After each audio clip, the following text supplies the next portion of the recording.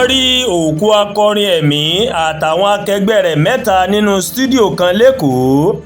Ọlọ́pàá mú afurasí kan.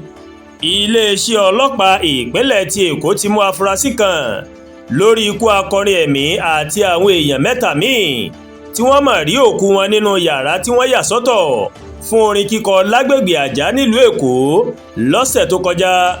Akọrin ẹ̀mí náà Matthew Ògúndélé àtàwọn mẹ́ta míì Ìtùnú Ògúndélé, Joseph Sanya àti akọ̀ròyìn orí ayélujára kan Matthew Awosanya táwọn èèyàn mọ̀ sí Joes TV ó ní wọ́n ṣàdédé rí òkú wọn nínú yàrá tí wọ́n ń lò fún orin kíkọ tó wà ní ilé HFP shopping complex ní Abraham Adesanya ní Àjà. Nígbà tó ń sọ̀rọ̀ lórí ìṣẹ̀lẹ̀ náà, agbẹnusọ iléeṣẹ́ ọlọ́pàá ìpínlẹ̀ Èkó SP Abímbọ́lá Adébísí ó má fìdí rẹ̀ múlẹ̀ pé àwọn èèyàn kan ń ló kọ́kọ́ fi ọ̀rọ̀ náà tó àgọ́ ọlọ́pàá tó wà ní Àjà létí, àmọ́ SP Adébísí ó ní ọ̀rọ̀ náà ó ti dé ọ̀dọ̀ ẹ̀ka ọ̀tẹlẹ̀múyẹ́ SCID níléeṣẹ́ ọlọ́pàá ìpínlẹ̀ Èkó tó wà ní Pàǹtí, Yábà fún ìwádìí lẹ́kùnrẹ́rẹ́ báyìí. Alukoro iléeṣẹ́ ọlọ́pàá ní ẹni tó ṣe agbátẹrù òde táwọn akọrin ẹ̀mí náà àtàwọn akẹgbẹ́ rẹ̀ tí wọ́n ti lọ ṣeré ó ti wà ní àtìmọ́lé ọlọ́pàá báyìí. Iléeṣẹ́ ọlọ́pàá ní ẹni tó ní yàrá stúdíò tí wọ́n ń lò fún orin kíkọ náà, Akíntayọ̀ Abímbọ́lá, òun ló fi ìṣẹ̀lẹ̀ òun ló fi tó ọlọ́pàá létí. Wọ́n ní ẹni náà ń ló sọ fáwọn ọlọ́pàá pé àwọn tó dolóògbé náà wọ́n wà lára àwọn akọrin tí wọ́n ṣeré níbi ayẹyẹ ọjọ́ ìbí tíyàwó rẹ̀ ṣe agbátẹrù.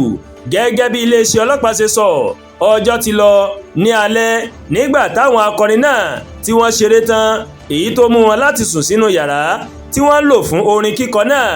Iléeṣẹ́ ọlọ́pàá ní láàárọ̀ ọjọ́ kejì tí ẹni tó ní yàrá orin tí wọ́n mọ̀ sùn sí náà tó dé ibẹ̀, ìmọ̀ ló mọ̀ bá òkú wọn níbẹ̀ ní ilé ìwòsàn Mainland tó wà ní Yábà.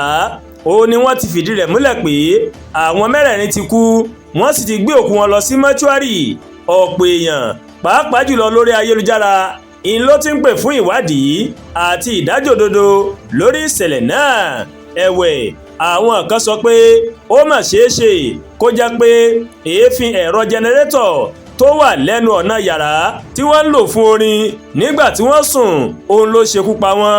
Ìròyìn kan tún fìdí rẹ̀ múlẹ̀ pé ẹ̀jẹ̀ ń jáde láti imú, etí àti ẹnu àwọn èèyàn nígbà tí kò sì sí àpá kankan lára wọn. Àdúràgbà Olúwatóyìn ló ń káròyìn sí létí láti kàn ní Ẹ̀yà Yorùbá World TV. Bẹ́ẹ̀ ṣe ń wò wá, ẹ máa bá wa like, ẹ máa share, ẹ máa comment.